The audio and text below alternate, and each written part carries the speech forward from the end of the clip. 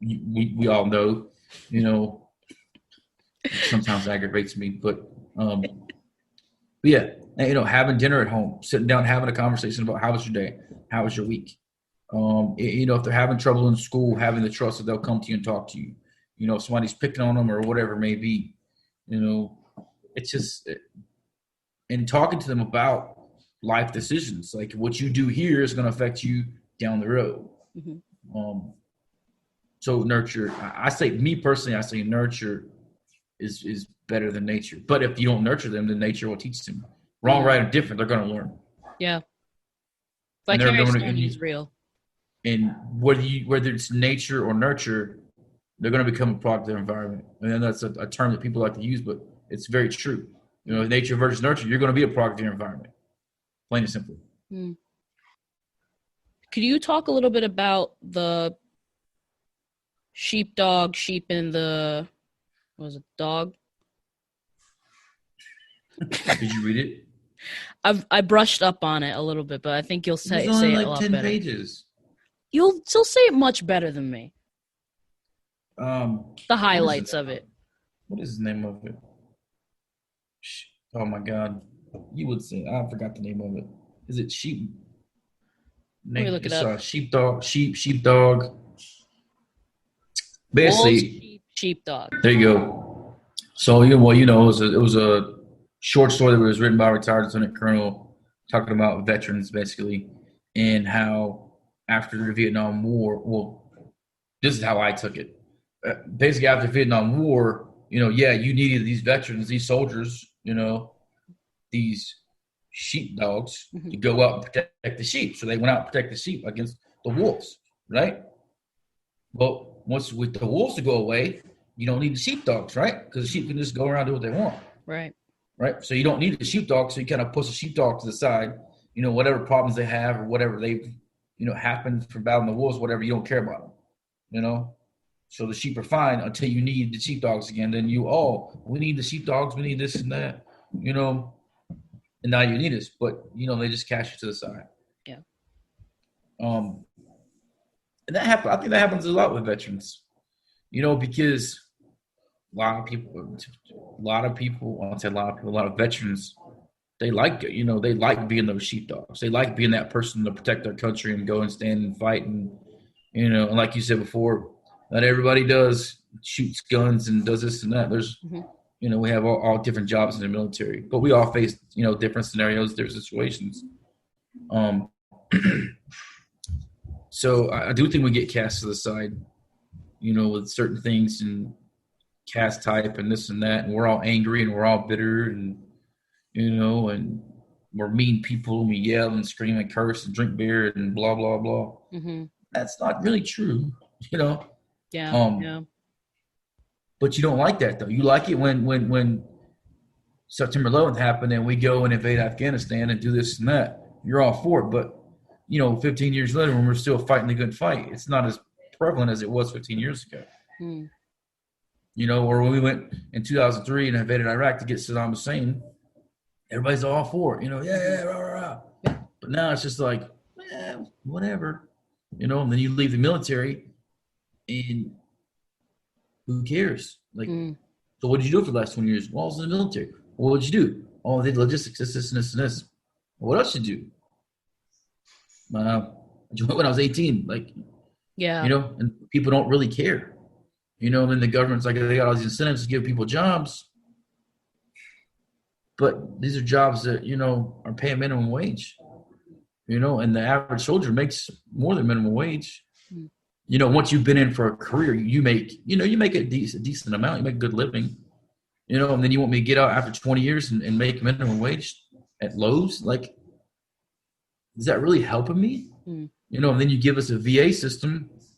That's a whole other topic for another day. Yeah. It's a corrupt system that, it does help. It does.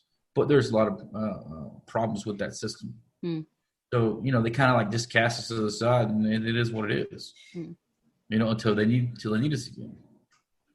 Until the war is attacked. Yeah.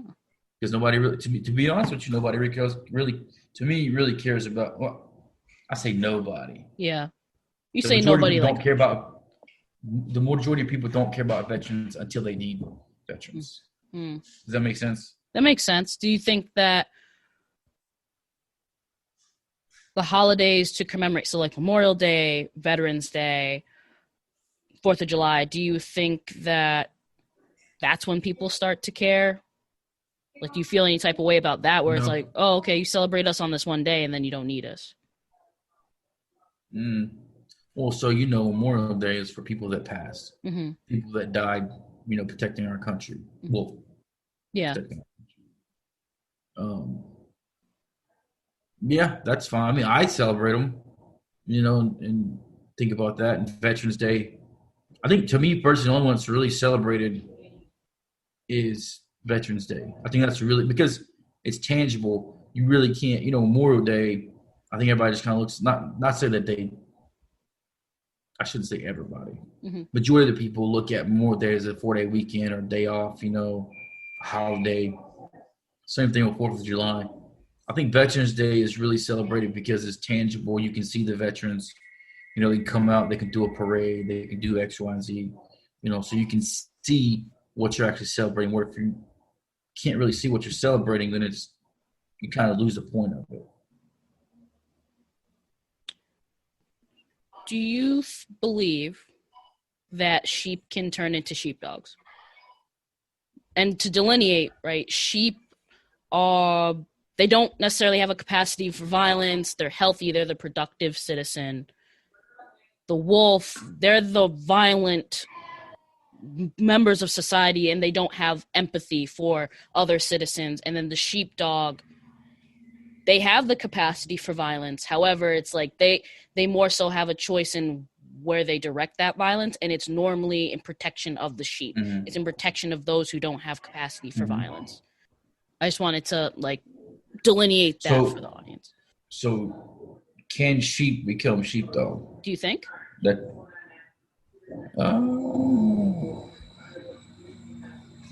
Yes. Mm-hmm.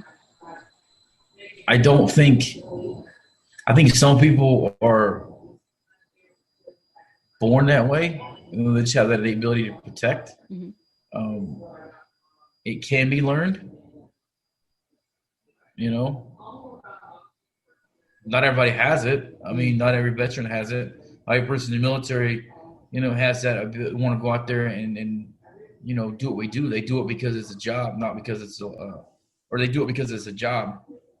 There are plenty of people that don't want to get deployed and they don't want to go out and do that. But it's a job that provides a good lifestyle for their family. So they go out and do what they have to do, not because they choose to. Does that make sense? That makes sense. Well, they people might not be look at choosing to, but the choice is really in that they want to provide for their family. Right. Not necessarily be a sheepdog, so to speak. Right. Like if they feel that that's their purpose and they're serving that purpose. Right. I think that people are, because it's just like being a leader. Mm-hmm. Some leaders are born, some leaders are made. And, I feel like sheepdogs are that way. Some are born that way and some are made that way. And then again, it goes back to, nature versus nurture, goes back to product of your environment. What you've lived through could have made you a sheepdog, or you could have never seen anything like that. And then you're just a sheep. And then you're like, well, let me join the military to get my education. And you do it. And then you're like, oh, well, I actually like this. I like defending my country. I like doing X, Y, and Z. And then you go and do what you're supposed to do, or enjoy what you do. Because some people enjoy being deployed. Some people don't enjoy it because, like you said, they're, they go because they want to provide for their family. But then again, they know they're losing that 10, 9, 11 months, whatever it is, away from their family. Mm-hmm. So they're not providing for their family in full. If that makes sense, because they're not there. Yeah, that makes sense. Even though technology makes it a lot better where we can see and interact and talk more, it's still not, you being there. For sure. So last... Go ahead. No, go ahead. I was going to go off on something else. No, go ahead. So it's like going back to what you were just talking about. Yeah. When you're deployed, um, you only worry about your little area where you're at in the world, right? Mm-hmm. So you worry about this little base camp getting attacked, and if you're the cook, make sure soldiers get their food. Or if you're me, make sure they get their equipment. Yeah. Make sure you got their bullets, whatever. If your job is to pull security, which is to make sure people don't get in, you do that and whatever. So that's your whole mission for 10, 12 months or whatever your mission is for that location that you're at. So that's all you're worried about, how that area. Versus like Jasmine, when I'm deployed, she's got to make sure the bills are paid. She's got to make sure Oko eats, make sure Oko goes to school, make sure she eats, make sure this and that, make sure the rent's paid, make sure the insurance is paid. If Oko gets sick, she's got to take care of him. What's Robert worried about? This little piece of land right here and what he's got to do. So it's a lot easier this is me speaking personally. Mm-hmm. It's easier for me to stay over there and do that than her to be here doing that, because she's doing everything versus I'm just doing me. Right. Does that make sense? That makes sense. And that does cause resentment sometimes, between the wife and the husband or whoever it may be, or partner, or if you're dating someone or whatever, because she could be like, well, he's over there. He's not doing anything. He's just, going to work, going to sleep, and eating and going to the gym. Yeah. So that does happen. And it's a hard transition when you come back after being gone 12 months and, trying to work your way back in, because they, this person's been doing everything for the last 10 months, 12 months, whatever it may be. So you're having to work your way back into it. It can be hard, real hard. So, and I go back to what you said, with the whole, sheepdog thing. Mm-hmm. I don't think a lot of times the sheepdog want to get help or feel like they need help. And then if they want help, they can't get the help that they need or should need. Mm-hmm. I'll stop there because I want to go on a tirade, but that's another day for another conversation. We'll have that conversation offline first. Right. We'll have that offline, and then we can iron that out. Okay. But does that make sense? That makes sense, because there's this sense of like, you need to be where your feet are, because if you are unable to, say you're in Germany, right? When you're on deployment, if you're unable to be where your feet are, then that can be to the detriment of the whole battalion. And, Jasmine being home, and she's taking care of your son, making sure fed, clothed, lights stay on. If they're sick, they have to handle that. If she falls behind on that, it's kind of the same thing. Like, she's in charge of your battalion at home.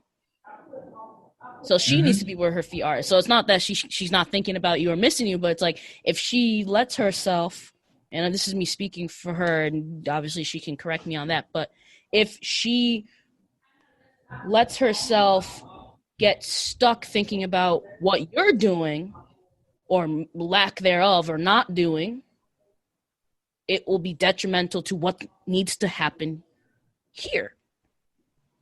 So, I mean, it makes total sense. Like, you need to be where your feet are. So how is it coming back to the United States after being on deployment? How would you say the reintegration back experience was for you? So when I was single, for me, it was harder because both times that I came back when I was single,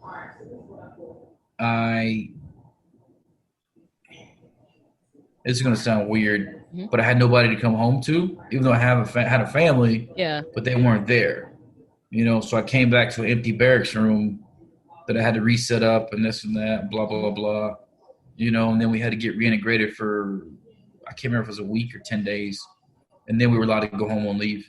But if you had a family, you could see them right away, this and that, you weren't alone. Yeah. So that was tough. For me, it was tough.